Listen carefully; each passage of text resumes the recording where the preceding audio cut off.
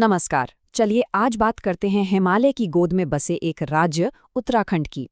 ये कहानी एक असाधारण कामयाबी की है कि कैसे इस राज्य ने सतत विकास यानी सस्टेनेबल डेवलपमेंट के लक्ष्यों को हासिल करने में एक तरह से पूरे देश को ही रास्ता दिखा दिया है।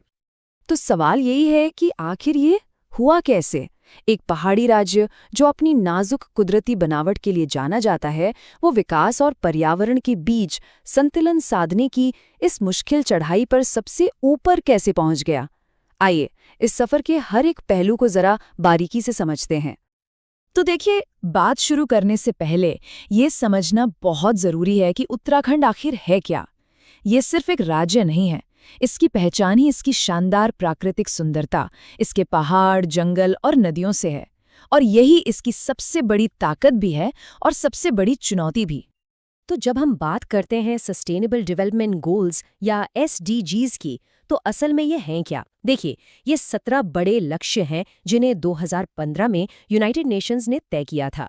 ये पूरी दुनिया के लिए एक तरह का वादा है कि हम सब मिलकर गरीबी, असमानता और क्लाइमेट चेंज जैसी बड़ी चुनौतियों से निपटेंगे।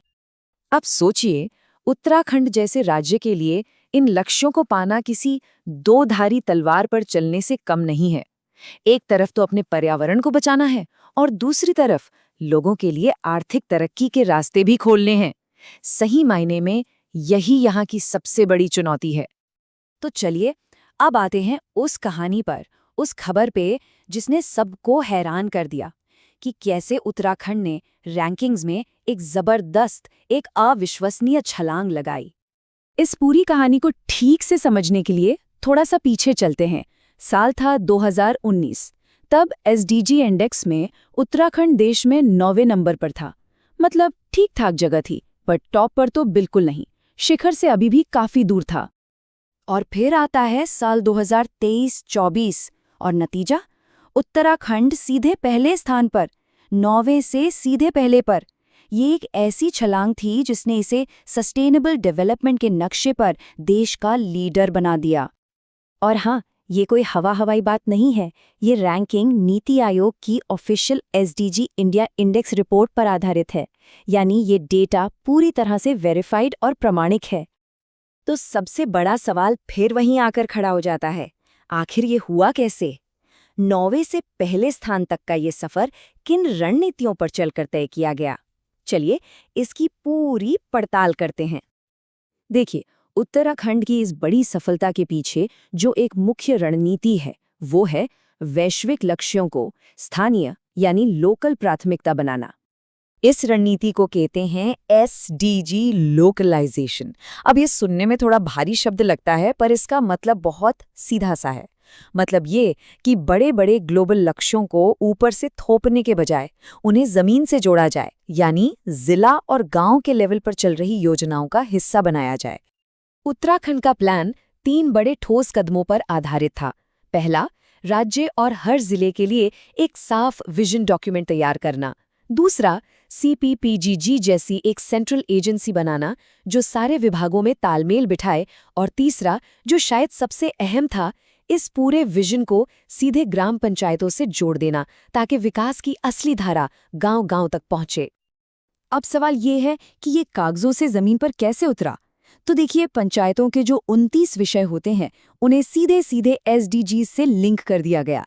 जैसे जब एक पंचायत ग्रामीण आवास पर काम करती है, तो वो असल में गरीबी मिटाने के ग्लोबल गोल पर काम कर रही है। जब वो पीने के पानी की व्यवस्था करती है, तो स्वच्छ जल का लक्ष्य पूरा होता है। इसी तरह ये बड़े बड़े लक्ष्य गांव की रोजमर्रा की योजनाओं का ही एक हिस्सा बन गए।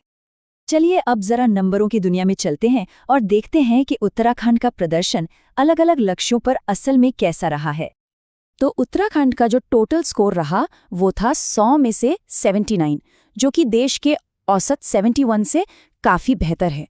और यही स्कोर इसे केरला के साथ जॉइंटली यानी संयुक्त रूप से देश में पहले नंबर पर रखता है। लेकिन कहानी में हमेशा एक लेकिन होता है ना? ये पूरी तस्वीर नहीं है। जहां कुछ मामलों में उत्तराखंड ने कमाल का काम किया है, वहीं कुछ मोर्चों पर अभी भी बड़ी चुनौतियां मुंह बाएं खड़ी हैं। राज्य की सबसे बड़ी जीत मिली है क्लीन एनर्जी के क्षेत्र में। यहाँ स्कोर है 100 में से 100, एक परफेक्ट स्कोर। ये वाकई एक बहुत बड़ी उपलब्धि है। इसी तरह साफ पानी मुहैया कराने और अपनी जमीन के संरक्षण जैसे लक्ष्यों पर भी इसका प्रदर्शन शानदार रहा है। लेकिन अब सिक्के का दूसरा पहलू भी देखना जरूरी है। जेंडर इक्वालिटी यानी लैंगिक समानता में स्कोर है महज 56, इंडस्ट्री और इनोवेशन में 62। ये आंकड़े साफ साफ बताते हैं कि असली चुनौती अब सामाजिक और आर्थिक बराबरी लाने में है।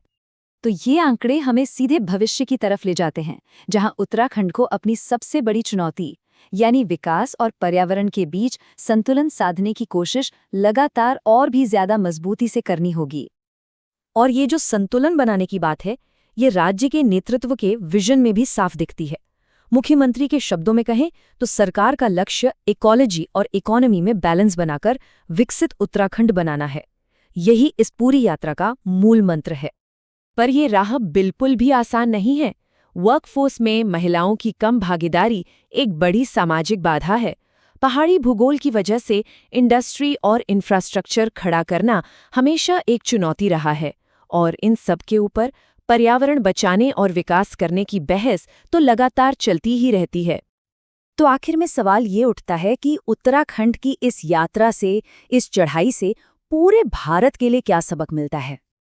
यहाँ सबसे बड़ा और सबसे जरूरी सबक यही है। उत्तराखंड की कामयाबी ये दिखाती है कि 2030 के बड़े राष्ट्रीय लक्ष्यों तक पहुंचने का रास्ता जमीनी स्तर से यानी लोकल एक्शन से होकर ही जाता है। सफलता तभी मिलेगी जब स्थानीय निकायों को, पंचायतों को मजबूत किया जाएगा। और ये सफर हमें एक बहुत बड़े सवाल पर लाकर छोड़ देता है। क्या एक पहाड़ी राज्य का ये कामयाब ब्लूप्रिंट पूरे देश के लिए एक रोडमैप बन सकता है? ये एक ऐसा सवाल है जिस पर हम सबको, पूरे देश को सोचने की जरूरत है।